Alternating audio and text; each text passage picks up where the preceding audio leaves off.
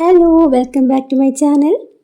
ഇന്ന് ഞാൻ ഈ സെല്ലോ ടേപ്പും ഈ ഒറിജിനൽ ഫ്ലവേഴ്സും വെച്ചിട്ട് ഞാനൊരു വീഡിയോ കണ്ടിട്ടുണ്ടായിരുന്നു. അതൊന്ന് ചെയ്ത് നോക്കുകയാണ്. കണ്ടപ്പോൾ എനിക്കത് ഇഷ്ടമായി, അപ്പോൾ അതൊന്ന് ചെയ്ത് നോക്കാമെന്ന് കരുതി. പക്ഷെ ഈ ഒരു സാധനം ഒരു ദിവസം കൂടിയ ഒരു 2 ദിവസം മാത്രം നിൽക്കുള്ളൂ. അതിൽ കൂടുതലാകുമ്പോൾ പൂവൊക്കെ ചീത്തയായി പോവും. അപ്പോൾ ഇതുണ്ടാക്കുന്നതോടൊപ്പം എനിക്കുണ്ടായ ഒരു ചെറിയൊരു അനുഭവം പങ്കുവെക്കാം കേട്ടോ. അതായത് ഗൂഗിൾ മാപ്പ് കാണിച്ച വഴിക്കടെ പോയപ്പോൾ ഉണ്ടായ ഒരു അനുഭവമാണ്.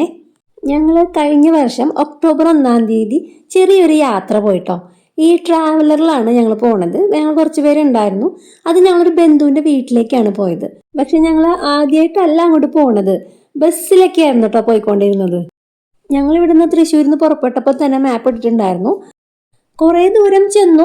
അത് കഴിഞ്ഞ് പെട്ടെന്ന് നോക്കുമ്പം ഞങ്ങൾക്ക് ആ കണ്ട ഭാഗങ്ങളൊന്നുമല്ല, ഇതിന് മുന്നേ കണ്ടു പരിചയമുള്ള ഭാഗങ്ങളൊന്നും അല്ല കാണുന്നത്. എല്ലാം കാണാത്ത അഡ്വഞ്ചർ ആയിട്ടുള്ള സ്ഥലങ്ങളൊക്കെയാണ് കാണുന്നത് കേട്ടോ. അപ്പോൾ വേറെ ഏതോ ഒരു വഴി കൂടിയാണ് മാപ്പ് ഞങ്ങളെ എത്തിച്ചത്. എന്തായാലും കൃത്യസ്ഥലത്ത് എത്തൂലോ.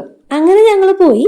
അവസാനം ആ ബന്ധുവിൻ്റെ വീട്ടിലേക്ക് എത്താറായ സമയത്ത് ഒരു ചെറിയൊരു വഴി കാണിച്ചു. പക്ഷെ വണ്ടിയുടെ സ്പീഡ് ഒരല്പം കൂടുതലായ കാരണം ആ വഴി തിരിയാൻ പറ്റിയില്ല.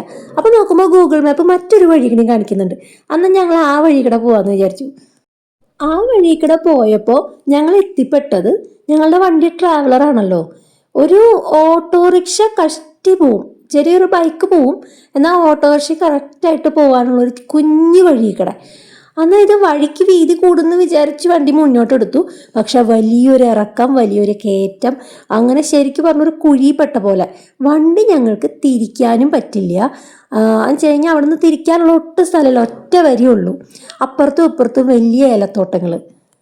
പിന്നെ ബാക്ക് എടുത്ത് പോവാന്ന് വെച്ച് കഴിഞ്ഞാൽ വലിയൊരു ഇറക്കം കഴിഞ്ഞിട്ടാണ് ഞങ്ങൾ വന്നത്.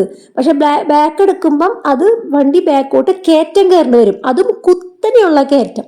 അതൊട്ടും പോസിബിൾ ആയിരുന്നില്ല. പിന്നെ ഞങ്ങൾ നോക്കുമ്പോൾ ഞങ്ങളുടെ ഫ്രണ്ടിൽ വരുന്നത് ഒരു കുത്തനെയുള്ളൊരു ഇറക്കം. ഈ ട്രാവലർ പോലൊരു വണ്ടി ഇത്രയും വലിയ കുത്തനെയുള്ള ഇറക്കത്തിൽ എങ്ങനെ ഇറങ്ങും?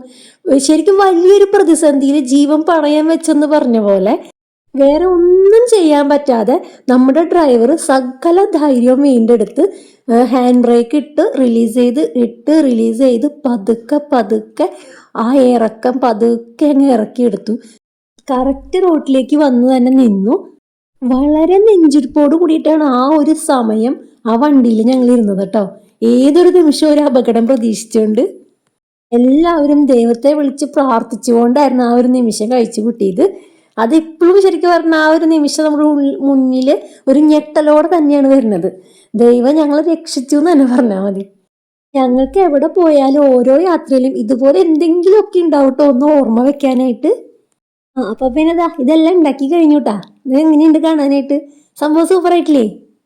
പിന്നെ ഞാനിത് പേപ്പർ ഫ്ലവർ വെച്ചിട്ട് ഒന്നും കൂടി ഒന്ന് ട്രൈ ചെയ്ത് നോക്കുന്നുണ്ട് കേട്ടോ. അപ്പോൾ ഈ സാധനം നമുക്ക് ചീത്തയാവാണ്ട് നല്ല രീതിയിൽ കിട്ടും. നമുക്ക് ബുക്കിൻ്റെ ഇടയിലൊക്കെ ഇങ്ങനെ വെക്കാം, കാരണം ബുക്ക് മാർക്കറൊക്കെ ആയിട്ട് ഉപയോഗിക്കാം. പക്ഷെ ഇത്ര ഭംഗി കിട്ടുമോയെന്ന് അറിയില്ല, നമുക്ക് ട്രൈ ചെയ്യാം കേട്ടോ. അപ്പോൾ ഇത് ഇഷ്ടപ്പെട്ടെങ്കിൽ ലൈക്ക് അടിക്കണം കേട്ടോ. പിന്നെ സബ്സ്ക്രൈബ് ചെയ്യാൻ മറക്കരുത്, ഷെയർ കൂടി ചെയ്യണേ. അപ്പോൾ ശരി, അടുത്തൊരു വീഡിയോയിൽ കാണാം. ബൈ.